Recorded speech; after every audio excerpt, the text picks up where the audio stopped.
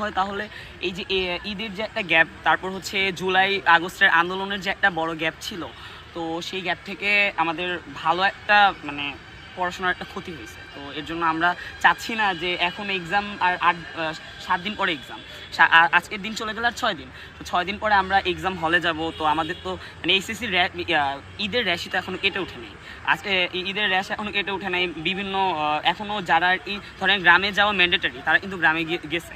তো তারা আসতে আসতেই 6-7 তারিখ, তো 3 দিনের মধ্যে প্রিপারেশন নিয়ে একটা মানুষ এসএসসির হলে যেয়ে বসে কীভাবে এক্সাম দিবে। আর এবার আমাদের সরকার পরিবর্তন হয়েছে, তারপর আমাদের প্রশ্নপত্র সকল কিছুর একটা হিউজ একটা পরিবর্তন আসছে। তো এই পরিবর্তন থেকে এক ধারায় যে পরীক্ষাগুলো হতো, তো ওই জিনিসগুলো কিন্তু এবার আমরা পাচ্ছি না, আমরা এসএসসি ব্যাচ 25 পাবো না। আমাদের হিউজ একটা মানে চেঞ্জ আসবে, আমরা ওইটার উপরে পরীক্ষা দেবো। তো এক কথায় বলতে গেলে আমাদের এতগুলো গ্যাপের পরেও আমাদের শর্ট সিলেবাস না দিয়ে আমাদেরকে ফুল সিলেবাসে পরীক্ষাও দেওয়া হচ্ছে, প্লাস আমাদের যে এই পরিমাণে মানে একটা মানে চাপ সৃষ্টি করতেছে।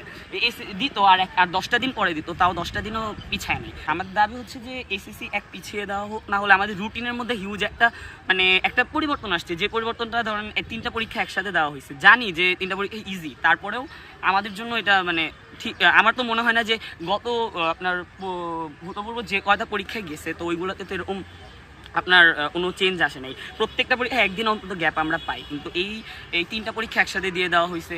আর যে পরীক্ষাগুলোতে গ্যাপ দেওয়ার মানে বেশি প্রয়োজন ছিল, আমাদের কাছে মনে হয় যে মানে রুটিনেও সমস্যা আছে। তো সব কিছু মিলে আমাদের দাবি হচ্ছে রুটিনও যদি ঠিক ভালোভাবে পরিবর্তন করা আর এসএসসি পিছানো, এই দুইটা দাবি। পরবর্তীতে কর্মসূচি ঠিক করার মালিক তো আমি না, যা ওরা এসএসসি হোল এসএসসি ব্যাচ তারা দেখবে। তো তারা যেটা করবে আমি সেটাতে আমি অ্যাপ্রিসিয়েট করবো। আপনারা কতজন আছেন এই আন্দোলনে?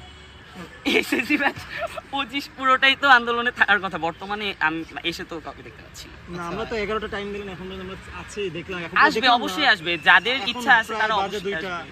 যেহেতু হাতে গোনা কয়েকদিন আছে পরীক্ষার, এখন আপনারা দাবি নিয়ে মাঠে নামছেন, দাবি যদি মানা না হয় পরীক্ষা তাহলে যথারীতি হবে।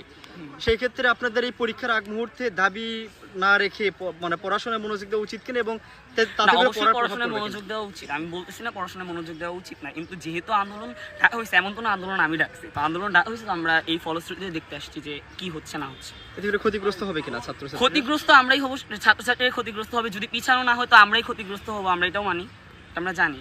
আচ্ছা, এই যে আপনারা এখানে আন্দোলনের ডাক দিয়েছেন, এই আন্দোলনটা আসলে কোন প্রক্রিয়ার মাধ্যমে করা হয়েছে আর কোন প্রক্রিয়ার মাধ্যমে আপনারা এখানে এসেছেন? আসলে আমরা সত্যি কথা বলতে আমরা নিউজটা দেখে তারপর আসছি, যে টোটাল হ্যাঁ বলেন। আমরা নিউজ দেখে তারপর আসছি আর কি, যে এখানে আন্দোলন হচ্ছে। আমাদের আর কি মূল ছিল না যে আমরা আন্দোলনে অংশগ্রহণ